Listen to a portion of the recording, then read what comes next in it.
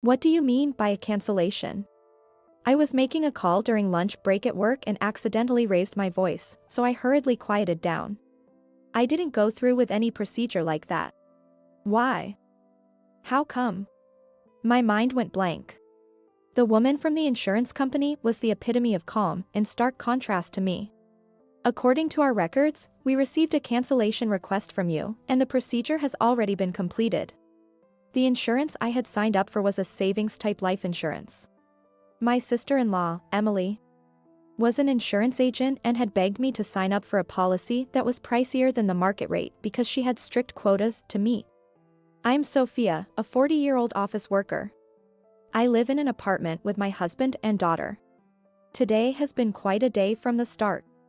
My husband, Kevin, announced he had an overnight business trip as soon as he woke up and started packing, while my daughter began to fuss, saying, "I can't find my math textbook." Madison, my daughter, is only in the first grade, so it's understandable that she requires a lot of attention. But I really wish Kevin wouldn't add to the hassle with things like, "Where's my travel bag?" or "Where are my new socks?" It's been a rough year with Kevin. I've been contemplating divorce, which only adds to my frustration. Why can't both of you prepare the day before? When I expressed my disbelief, Madison sincerely apologized, "Sorry, Mom. I'll be more careful next time." So, I was able to respond, "No, it's okay. I should have checked with you yesterday, my bad." But Kevin is a different story. Madison is still young. If you had prepared everything, this wouldn't have happened. Besides, you should have been considerate enough to buy new socks for my trip. His biting remarks really got under my skin. I had no idea about your business trip schedule. Aren't the socks I washed and put in the drawer good enough? I prefer new socks for my trips. What a peculiar preference. I thought to myself but didn't say it out loud. His overnight business trips are rare, maybe once every few months. It must have been scheduled by his company well in advance, even if he didn't mention it. If he needed new socks, he should buy them with his own money or tell me well in advance. Seeing my daughter's tearful face pleading, "Daddy, Mommy, please stop fighting," I turned to her. "Madison, I'm sorry. It's okay. Let's look for it together, quickly." Kevin silently resumed his packing, and I started checking the backpack with my daughter. Glancing at Kevin, I noticed he was packing casual clothes he'd wear on a weekend, not the usual business trip attire. Could this be another affair? It struck me as suspicious. He has cheated twice before. The first time was right before our daughter was born. I considered divorce, but Kevin tearfully apologized. Furthermore, he sought help from his parents to convince me. My mother-in-law pleaded with me, "Please don't divorce my son." My sister-in-law also made a fuss saying, "Please don't abandon my brother," which made me reconsider the divorce. But last year, Kevin cheated for the second time. Just like the first time, he got involved with a girl he met on a dating site. Kevin is the type to speak his mind bluntly, and his actions are quite transparent. He thinks he's being sneaky, but from my perspective, it's almost laughable how obvious he is. He was quickly found out, and then he apologized again, crying. It's pathetic to see him, usually so arrogant, reduced to tears and sniffling. I told him, "If you cause any more trouble, we're definitely getting a divorce," and I made him fill out the divorce papers. Transferred all our savings to my account, and forgave him, but my love for him had completely vanished. He always puts himself first. I can't stand that he doesn't take care of or play with Madison, but I'm thinking of putting up with the divorce until she's a bit older. In the end, the math textbook was easily found in the backpack. Madison left happily, but I was drained from the morning's events. Since I didn't have time to make lunch, I went to a shop near the office during my break. That's when I saw an ad for the insurance company and remembered that my policy was supposed to pay out a bonus after a certain period. It should be deposited around this time. Paying a high premium every month, I need these little joys to keep going. What should I spend the money on when it comes in? It might be nice to buy some new autumn clothes for Madison. I started feeling excited. With a lighter step, I stopped by the bank to check my bank statement and noticed that not only was there no bonus, but this month's insurance premium hadn't been deducted either. Huh? That's strange. Isn't there no deduction in the month we receive the bonus? Initially, I was just puzzled, but remembering the morning's packing incident with Kevin, I got a bad feeling and called the insurance company. Turns out my sister-in-law was off that day. Another lady handled my call, and that's how the cancellation came to light. They said the cancellation payment had already been made, but I haven't received any money in my account. The lady on the phone kept saying that all the paperwork was in order and that the insurance company had followed proper procedures. It's a big issue if someone cancels without the owner's consent. And it seemed like they were indirectly saying it wasn't the insurance company's fault. I'll say this clearly one more time, I had no intention of canceling. I'll check with Emily and my husband. But please make sure to verify with her on your end as well. I made my point strongly and hung up. Before I knew it, my lunch break was almost over, and I no longer had time to eat the lunch I bought, nor did I have the appetite, as other concerns had arisen. When I told my boss I'd like to leave early today, I quickly wrapped up the remaining work. I left the office earlier than usual and immediately called Kevin. If he was truly on a business trip and busy, I couldn't help it. Sophia? Why are you calling? I'm at work. Kevin picked up after a few rings, sounding irritated, yet I could hear lively music in the background. Why does he think he won't get caught? Ridiculous. Sorry about that. Hey, my life insurance was canceled without my knowledge, and there's no cancellation payment. Do you know anything about this? I'm thinking of consulting the police, as it might be some scam. Huh? What are you thinking, calling the police? It was me. I had suspected it was Kevin and Emily's doing, so when I exaggerated a bit, he was taken aback and quickly confessed. While I had my suspicions, my anger flared up. Oh, so it was you. Where's the cancellation payment then? I used it to help Mom out. Help out? Did something happen to your mother that she suddenly needed money? No, she just said she wanted to go on a family trip for once. A trip? I was shocked by his unexpected response. You canceled my life insurance for that? To use it for a trip? Was the business trip a lie? Yeah. I'm the beneficiary, so no complaints, right? We're all staying at a top-notch hotel. I'm in the lobby right now. And you wouldn't believe the size of the chandelier here. Maybe he thought it was okay, since he got caught. Kevin bragged excitedly. What's that about? I have complaints, plenty of them. Why would you cancel it without telling me? I've been paying the premiums from my own salary. You should be able to cover your own trip expenses. Ah, so annoying. But it's the money I'd get if something happened to you, right? So it's my money. You're healthy and not going to kick the bucket anytime soon. We can just start paying again. I couldn't understand Kevin's reasoning at all. But the terms change as you get older, and the premiums get higher. Do you really not understand that? Well, I'm not the one paying for it. Kevin's irresponsible words gave me a headache. Do your parents know about this? That you canceled my life insurance without telling me? Didn't your father say anything? Oh. And Emily is in on this too, right? You and Emily forged my signature, didn't you? Well, yeah. Mom and Dad were happy about it, thought it was a good idea. It's your fault for holding on to all our money. I just wanted to have a blast for once. It's not a big deal. We're on a family trip, and everyone's happy. That a family includes your parents and Emily, right? Why aren't Madison and I included? Aren't we your family? Insurance is for emergencies. And it's much happier not to use it. Shouldn't you have consulted me first if you wanted to use it for a trip? You would have said no for sure. You and Madison are together all the time anyway.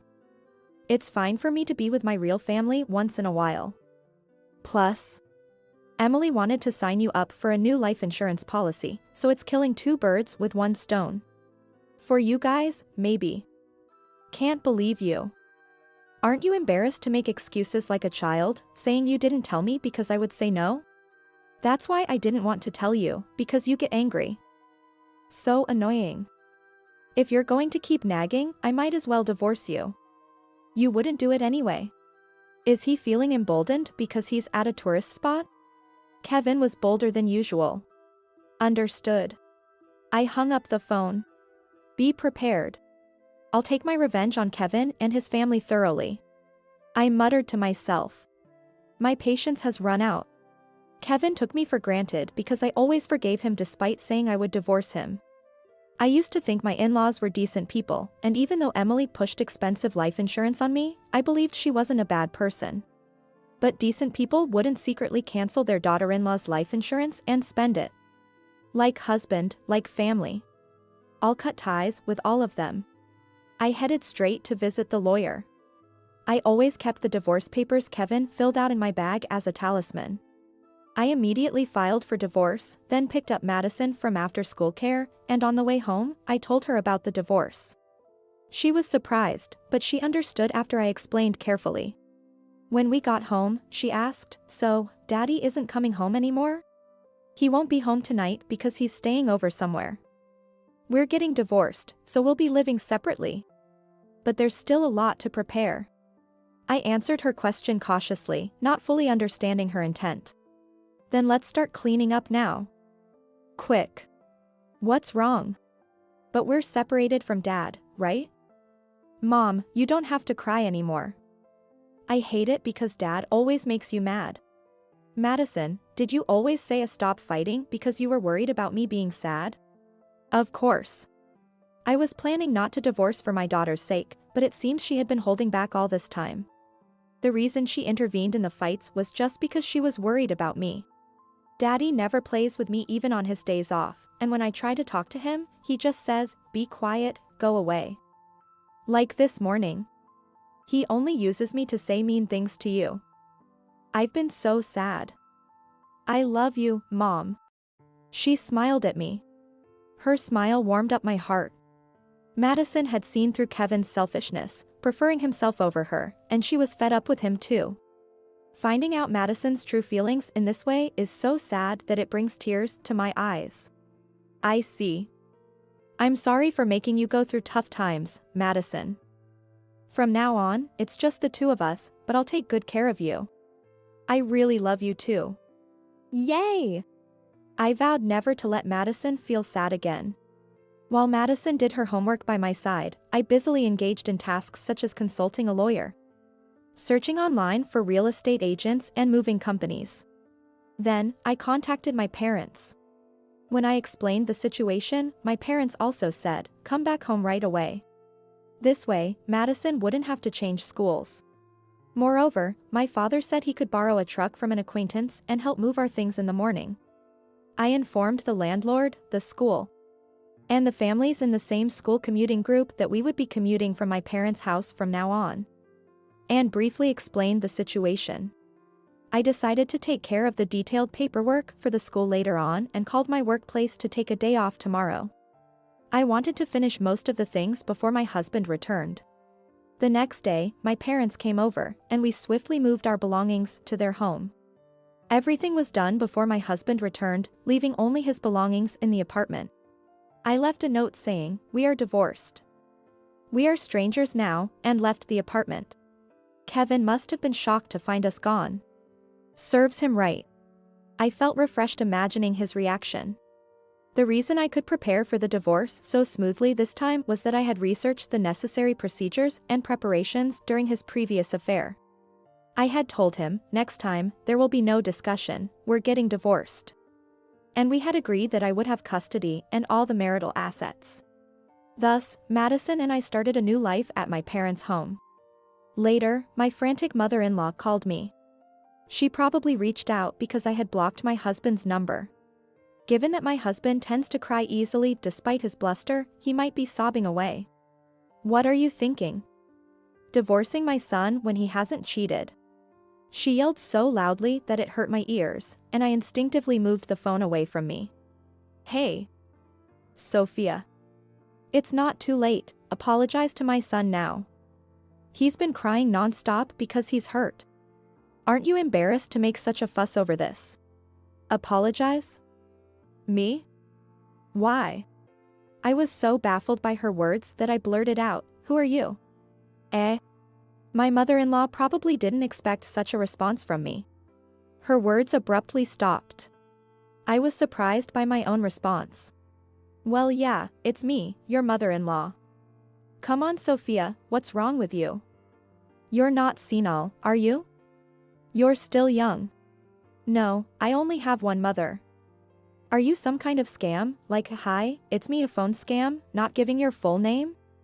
I decided to go along with my earlier slip-up.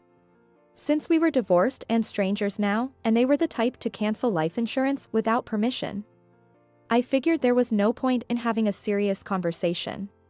Don't joke around, Sophia. If you're going to act like this, we have our ways too. As expected, my mother-in-law was furious. But I didn't care. What ways are you talking about? What can you possibly do? We had agreed that if there was another issue, we would divorce immediately. And he told me over the phone that he wanted a divorce, didn't he? My words made her falter. I seized the moment to press further. You should have consulted me that you wanted to go on a trip. Why commit a crime? Did all of you want to go to jail? Unauthorized cancellation of life insurance could be considered forgery of a private document, punishable by imprisonment. I'm prepared to fight this thoroughly. I hadn't heard of any financial troubles in Kevin's family, so they might have done this on a whim. But that's exactly why I couldn't forgive them. What? Wait a minute. We can't be criminals. Please, I'm sorry. Let's talk. Shocked by the mention of imprisonment, my mother-in-law suddenly changed her tone, but it was too late.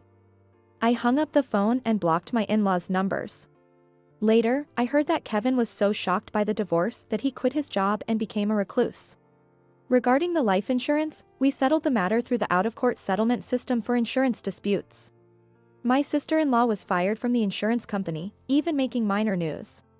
Because of this, my in-laws became the talk of the neighborhood and were criticized by relatives for lacking common sense and being shameful, making them feel isolated.